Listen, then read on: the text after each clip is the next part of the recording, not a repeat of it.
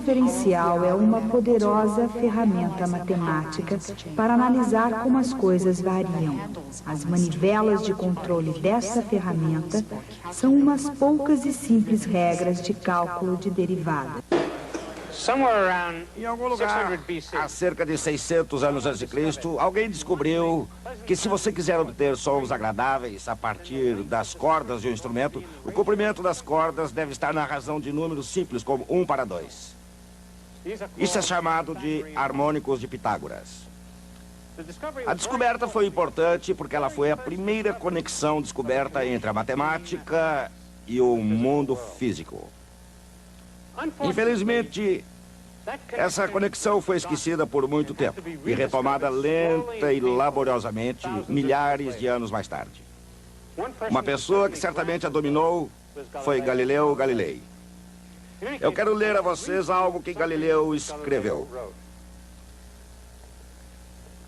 Esse livro foi publicado em Roma em 1623 e é chamado Saggiatore, que geralmente é traduzido por ensaiador. Mas eu prefiro chamá-lo o experimentador, porque acho que é mais próximo daquilo que Galileu tinha em mente. Galileu tinha o mau hábito de fazer suas famosas anotações em italiano, mas eu as traduzirei conforme formos prosseguindo. Ele disse: o conhecimento verdadeiro está escrito neste enorme livro, que está constantemente aberto diante de nossos olhos. Eu falo do universo. Mas ninguém pode entendê-lo sem que antes entenda a linguagem na qual ele está. Está escrito na linguagem matemática. Assim, para nos prepararmos para ler o livro do universo, nós precisamos primeiro aprender os símbolos e o vocabulário da linguagem matemática. É uma linguagem precisa, poética e mesmo musical. Durante muito tempo, os físicos têm usado a linguagem matemática. E desde aproximadamente 600 anos antes de Cristo, os músicos também a usam. Da mesma forma, como todas as linguagens, incluindo a música, a matemática tem seu próprio vocabulário, suas próprias regras e símbolos, sua precisão e elegância, sua poesia e sua história. Uma parte dessa história foi Galileu Galilei, que tinha algo de inconformista. Foi um traço que ele herdou de seu pai, Vincenzo, que foi um músico perfeito. Musicalmente, Vincenzo recusou-se a ficar preso a formas tradicionais, um comportamento que se tornaria marca registrada da família. Ele escreveu um livro opondo-se ao uso dos harmônicos de Pitágoras entre os seus contemporâneos musicais. Ele considerava os antigos instrumentos de cordas gregas simples demais para as complexas estruturas musicais da Renascença italiana. Mais tarde, tal pai, tal filho, Galileu considerou os padrões da matemática grega simples demais para expressar suas ideias. Ele criou a ciência da cinemática, um ramo da mecânica que tratava dos movimentos de forma abstrata. E se qualquer ideia abstrata deve ser expressa convenientemente, ela precisa da linguagem apropriada, os conceitos e os símbolos que dão a uma ideia seu significado e valor. Apesar de avançada, a nova ciência do movimento de Galileu estava ainda enraizada no solo dos antigos preceitos gregos. E era algo completamente novo a florir no campo da matemática e da ciência. Os estudiosos precisavam de uma linguagem mais requintada do que aquela que se usava desde Arquimedes e Euclides. Em outras palavras, depois de Galileu, os físicos precisaram de uma linguagem avançada. Menos de 25 anos após sua morte, esta linguagem seria descoberta e, de uma maneira ou outra, utilizada para sempre. Ela passou a ser chamada cálculo diferencial. O cálculo diferencial é muito poderoso. E, como qualquer linguagem, ela deriva seu poder da ideia que está por trás dela, a derivada. A derivada está para a cinemática como a roda está para as viagens. Um meio simples, mas muito eficiente para se ir de um lugar para outro. E para se obter uma melhor visão do que mais a derivada pode fazer, nada melhor que um pequeno exercício. Para começar, a derivada não se aplica somente a um corpo em movimento horizontal, ou somente a um corpo em movimento vertical. Para cima, para baixo, para qualquer lado. Derivada é uma medida da velocidade de variação de qualquer função num dado ponto ou instante. Como foi ilustrado pela lei de Galileu dos corpos em queda livre, velocidade é a derivada da distância. Mas é mais do que isso. Uma derivada pode representar a velocidade de variação de qualquer coisa. Por exemplo, da densidade populacional dos delfins com relação ao aumento ou diminuição da temperatura da água. Ou da velocidade de variação do volume de um balão em função de sua área superficial. Ou da taxa de variação do preço da pizza, dependendo de seu tamanho. Claramente, então, o conceito de derivada é muito amplo. Mas o processo mecânico de derivação, o cálculo diferencial, necessita de um procedimento prático. Do contrário, o conceito não nos leva a lugar nenhum. Finalmente, sem as regras de diferenciação, o simples conceito de derivação torna-se uma luta penosa. No final de tudo, ele ajuda a entender algumas definições a mais ao longo do caminho. Assim, antes que seja tarde demais para voltar, pense na aclividade. No plano inclinado, a aclividade é a razão entre a variação da altura e a variação de distância horizontal. Essa razão, um número, é chamado de inclinação. Por exemplo, suponha que a elevação de um plano inclinado aumente 15 metros em cada 100 metros. O viajante subiria 15 e viajaria 100 metros horizontalmente. A inclinação é de 0,15. Um morro com inclinação 0,30 é 2 vezes mais íngreme que um com inclinação 0,15. Quanto maior a inclinação, tanto mais íngreme é o morro. Quando a inclinação é grande, a proeza para se chegar ao pico não é pequena. Quando a inclinação é pequena, próxima de zero, é fácil prosseguir. Quando a inclinação é negativa, o caminho é morro abaixo. Embora a matemática possa ser complacente, ela pode apresentar altos e baixos, e ela sempre o faz. Ninguém sabe quem foi que primeiro perguntou qual o melhor jeito para sair daqui para ali. Mas a resposta, em termos algébricos, foi dada pela primeira vez por um matemático francês chamado Fermat. Em 1629, ele surgiu com a ideia de achar a linha tangente a uma curva num dado ponto dela. Em 1638, Fermat dividiu a sua descoberta com seu conterrâneo René Descartes, que tinha o seu próprio método para achar tangentes a curvas algébricas. Muitas dessas ideias matemáticas, especialmente aquelas de Fermat, foram mais tarde desenvolvidas por Wilhelm Leibniz e ainda Isaac Newton, num método geral e sistemático de análise matemática. O cálculo diferencial. Deixando a história de lado, pelo menos por enquanto, algumas questões pertinentes permanecem. Por exemplo, em uma curva que varia suavemente, existe uma variação constante da inclinação. Como então, na linguagem atual, calcula-se a inclinação num dado ponto qualquer?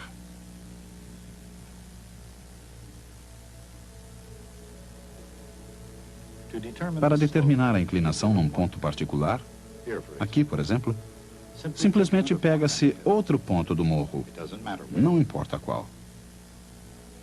Agora ligam-se os dois pontos com uma linha reta. Essa linha é chamada corda. E sua inclinação depende da posição do segundo ponto. Se o primeiro e o segundo pontos estiverem razoavelmente próximos, a corda é uma boa aproximação da trajetória da bicicleta. Agora, mova o segundo ponto para mais próximo do primeiro. Mova-o ainda para mais perto. A inclinação é um número.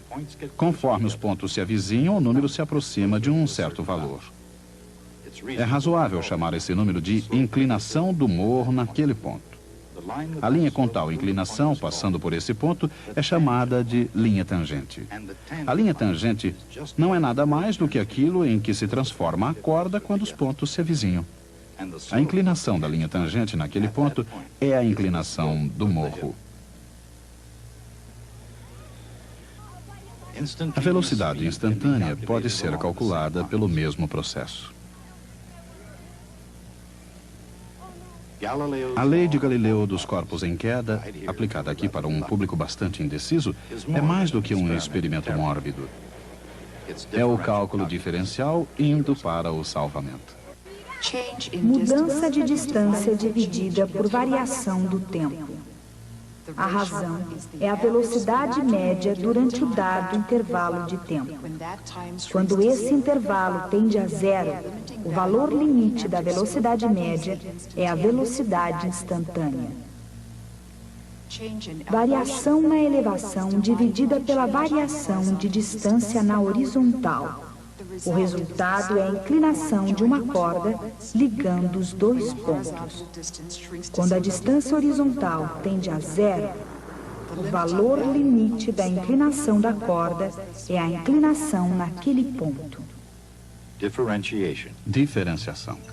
Os objetivos e métodos de cálculo diferem, mas não os conceitos essenciais nem os procedimentos. Velocidade é a derivada da distância em relação ao tempo. Inclinação é a derivada da elevação com respeito à distância horizontal. Em qualquer caso, uma derivada é o que acontece a um quociente, uma razão de dois números, quando ambos, numerador e denominador, tendem a zero, antes deles chegarem realmente a zero. Pequenos números são representados pela letra grega delta. Delta y é uma pequena variação em y. Delta x, uma pequena variação em x. Assim, delta y sobre delta x é nada mais que a razão entre dois números pequenos. Quando os números pequenos tendem a zero, tal razão passa a se chamar derivada. E os deltas tornam-se novos símbolos. dy sobre dx, o símbolo da derivada, que significa a derivada com respeito a x da quantidade y. Uma vez que a mecânica simples foi dominada, o cálculo de derivada de qualquer coisa não é mais difícil do que acionar uma chave.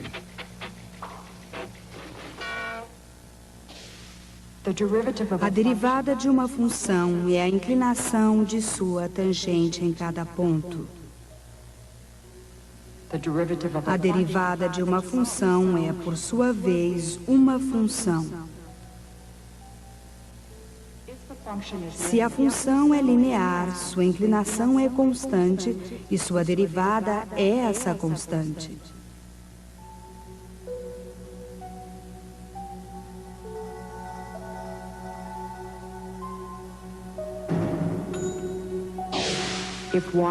Se y igual seno de x, então dy sobre dx igual cosseno de x.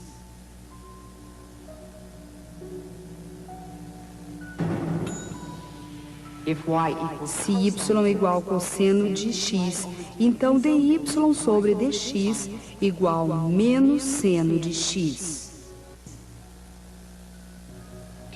Calcular derivadas exige um pouco de prática, mas vale o esforço. E considerando o atual número de máquinas de derivar, ele se tornou uma prática comum. Um velocímetro é uma máquina de derivar. Ele mede a derivada da distância viajada a cada instante. A velocidade da variação da posição é a velocidade instantânea expressa em milhas por hora. É claro que, quando o veículo não está se movendo, nenhuma distância está sendo percorrida. Nesse caso, a posição é constante, e a derivada de uma constante é zero.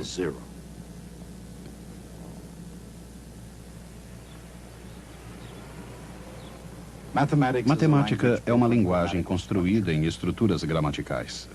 Uma coleção de regras que estruturam e analisam o problema que se tem às mãos. Qualquer que seja a tarefa, desde a construção de uma casa até a composição de uma sinfonia, mesmo a mais complicada tarefa pode ser analisada da mesma maneira. Newton e Leibniz desenvolveram as ferramentas do cálculo que permitem que as mais complexas funções a serem derivadas o sejam, decompondo-as em partes mais simples. Uma das regras básicas da diferenciação é a regra da soma. Suponha que um pintor possa pintar 90 metros quadrados de parede por hora e outro 100. Essas são as velocidades com as quais a área da parede está mudando de cor. Em outras palavras, elas são derivadas. Assim, a cada hora, 190 metros quadrados de parede estão ao todo sendo pintadas.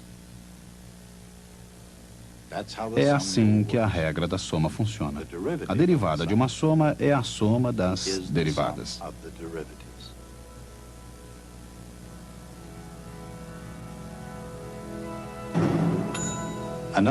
Outra ferramenta útil é a regra do produto, que é usada para se achar a derivada do produto de duas funções. Por exemplo, a área de uma tábua é o produto de seu comprimento pela sua largura.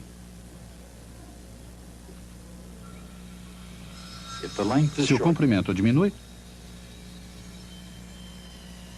a variação de sua área é a sua largura vezes a variação do comprimento.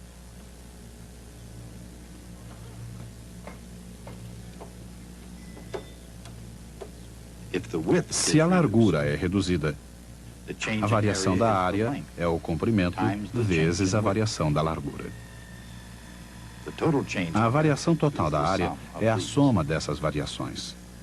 Isso é verdade tanto no produto do carpinteiro, como também na linguagem do cálculo diferencial.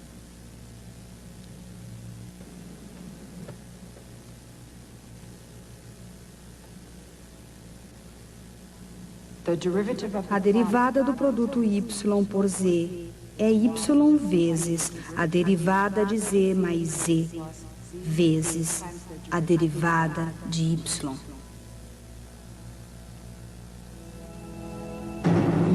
Usando essa regra, é possível achar-se a derivada de x ao quadrado.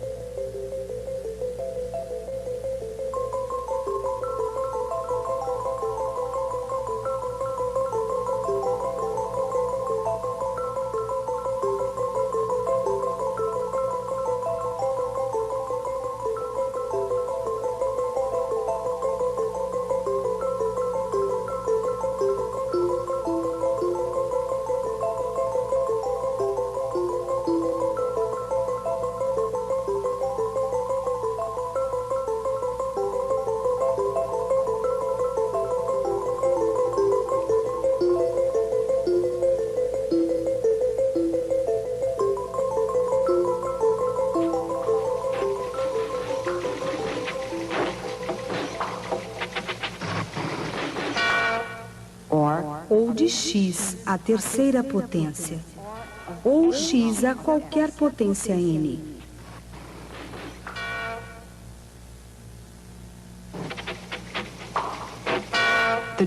A derivada de x à potência n é n vezes x à potência n menos 1.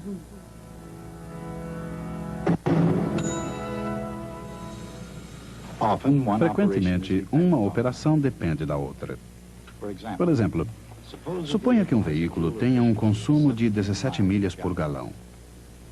Isto é uma derivada. Se y é a distância percorrida e n a quantidade de combustível consumido, então 17 milhas por galão é igual dy sobre dx. Digamos que ele use 2 galões por hora. 2 galões por hora é igual dx sobre dt.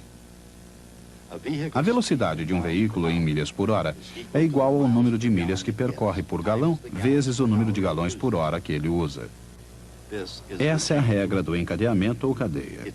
É usada quando y depende de x e x depende de t.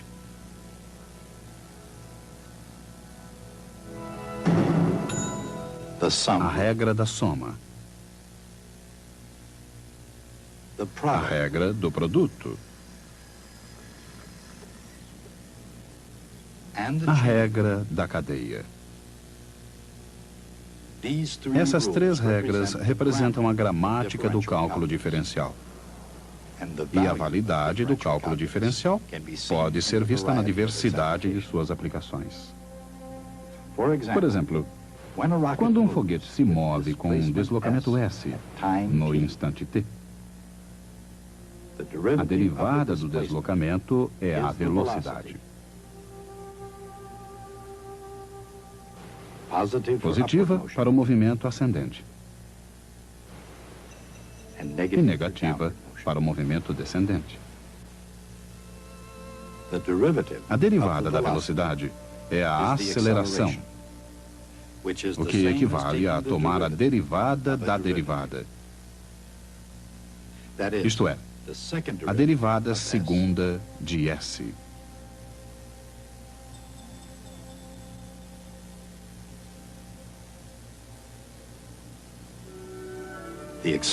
A aceleração é a derivada segunda da posição do foguete.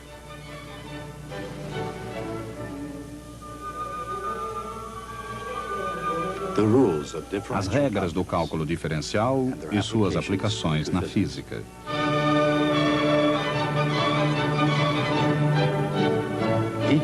Cada uma atua como um instrumento único que toca na arte e na ciência da matemática. Trabalhando juntas, harmoniosamente, elas podem misturar notas ou números numa melodia exótica.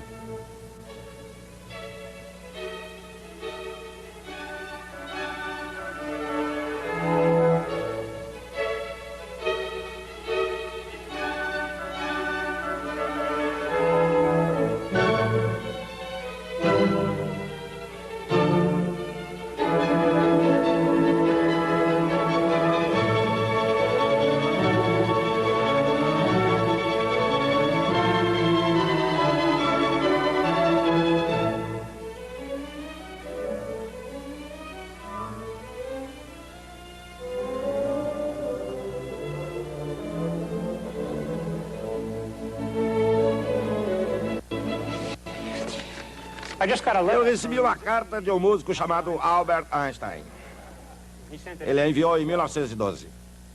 O correio às vezes é tão lento. Mas não é isso que eu quero discutir. Na verdade, ele não enviou a mim, mas para um amigo dele. Eu a consegui na biblioteca. De qualquer forma, ele dizia: eu estou me ocupando exclusivamente com o problema da gravitação. E agora eu acredito que suplantarei todas as dificuldades. Mas uma coisa é certa. Eu comecei a ter um grande respeito pela matemática. A sutil parte da qual, em minha ignorância, eu tinha até agora olhado como puro luxo. Einstein trabalhou com gravitação por mais de 4 anos, resultando daí a teoria da relatividade geral. É a mais difícil teoria matemática da física.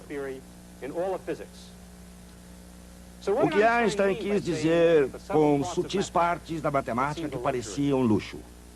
Será que ele realmente acreditava que ele poderia ter progredido sem fazer cálculos? Bem, é claro que não.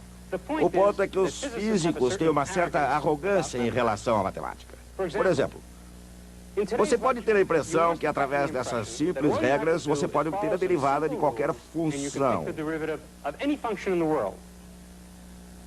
Isso não é verdadeiro. Seja uma função cujo gráfico pareça uma pirâmide egípcia. Bem, é fácil ver qual é a inclinação aqui e aqui. Mas no pico você teria um problema. Não há inclinação nesse ponto. A função não tem derivada nesse ponto. Eu nunca disse nada que pudesse fazê-los acreditar que isso nunca aconteceria. Para os físicos, a matemática é apenas uma ferramenta. Ela deve ser usada para se executar algo. Mas um verdadeiro matemático é o guardião da precisão do pensamento. O que interessa ao matemático é a matemática em si. Quando um matemático faz uma afirmação sobre derivadas, essa afirmação deve levar em consideração qualquer exceção, independentemente de sua raridade, como o pico de uma pirâmide. Esse é o tipo de sutileza com a qual Einstein estava preocupado. Até a próxima vez.